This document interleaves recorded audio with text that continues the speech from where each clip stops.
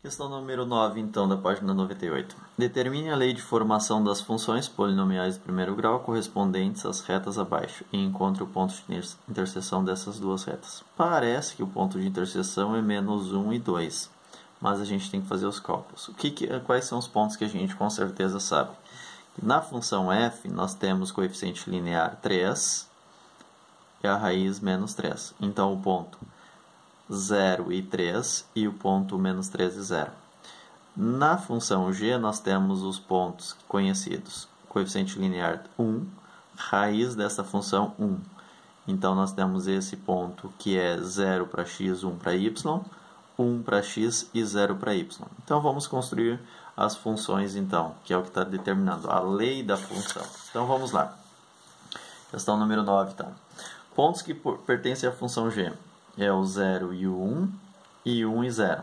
Então, são os pontos que pertencem à função g. Então, a função g é do tipo g de x igual a x mais b.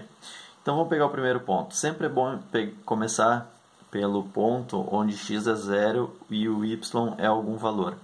Por que isso? Vocês vão perceber com a quantidade de exercícios. Quer ver? Nem vou falar por enquanto.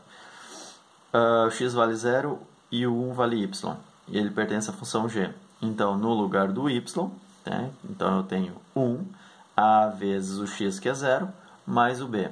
O que implica isso? Dá 0 e, portanto, 1 é igual a b. b é igual a 1. O ponto 1 e 0 pertence à função g. Então, no lugar do g de x, que é a minha imagem, qual é a minha imagem? 0. Então, 0 é igual a vezes o meu x, que é 1, mais 1. Por que mais 1? Porque o b eu já sei que é 1. Então, substituindo no lugar do b, b vale 1. Então, portanto, resolvendo essa equaçãozinha, o 1 vem para cá e, portanto, a é menos 1. Né? A é menos 1. Portanto, a função g fica assim. A vezes x. Quem é o a? Menos 1. Então, menos 1 vezes x. Então, fica menos x. Menos x mais 1. Então, encontrada a função g. Pontos que pertencem à função f. Agora, vamos construir a função f. A lei da formação da função f. O ponto 0 e 3. Tá? X igual a 3 e y igual a 3. E x igual a menos 3 e o y igual a 0. Tá? Então, é o que a gente tem como os pontos da f. Ó, ponto da f. Ó. O x vale 0, o y vale 3, e o x vale 3 e o y vale 0. É isso que eu determinei aqui. A função f de x é igual do tipo. Para não repetir a e b, para não confundir com o mesmo a e b da questão anterior, do item anterior, eu chamei de mx mais n. Onde m é o coeficiente angular, n é o coeficiente linear. Então, o ponto 0 e 3 pertence à função f.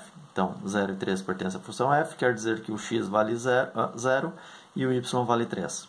Então, o que implica? 3, isso aqui é o meu y, então, 3 é igual a m vezes 0. m vezes 0, que dá 0. E, portanto, n é igual a 3, que é o meu coeficiente linear, né? n igual a 3. É onde intercepta o eixo y. O ponto menos 3 e 0, menos 3 e 0 também pertence à função f. Então, 0 é igual. Por que 0? Porque é o meu y. É igual a m vezes o x, que é menos 3, mais o n. Só que o n é 3. Então, mais 3. Então, resolvendo essa equaçãozinha, menos 3m vem para cá, fica positivo, 3 divide, e m é igual a 1. Portanto, m é igual a 1. Logo, né, ou portanto, f de x, que é a minha função f de x, a lei de formação é o m vale quanto? 1. Então, eu vou colocar 1 vezes x, mais o 3, que é o n. Então, fica x mais 3. Tá? Ele estava também perguntando nessa questão o ponto de interseção dessas duas retas. Então, qual é esse ponto de interseção? Como é que se faz, então? O ponto de interseção será quando? Quando f de x e g de x têm o mesmo valor. Ou seja, as imagens são iguais. E, portanto, a gente vai achar o x do domínio. Daí, nós temos, quem é f de x? x mais 3, que está aqui, f de x, x mais 3. É igual a g de x, mas quem é g de x? Menos x mais 1, que está aqui, menos x mais 1. O que implica, então, isso implica que o menos x vem para cá, fica 2x então, 3 vem para cá, 1 menos 3 dá menos 2. E, portanto, x é igual a menos 2 dividido por 2, vai dar, então, x igual a menos 1. Então, tinha suspeitado que o x fosse 1, né? Mas o que garante é a forma algebricamente aqui, só o gráfico não me garante. Logo, f de 1 é igual a menos 1 mais 3, que dá 2. e é igual ao próprio g de menos 1. Ou seja, aplicando aqui então, menos 1 no lugar do x vai ficar 3 menos 1 dá 2. Aplicando aqui também, menos 1 com menos 1 dá 1. 1 mais 1, 2. Então, deu a imagem 2.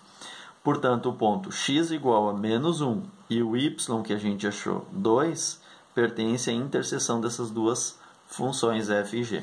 Tá? Então, o ponto menos 1 e 2, realmente menos 1 e 2 é o ponto de interseção dessas duas retas dadas pelas funções f e a função g.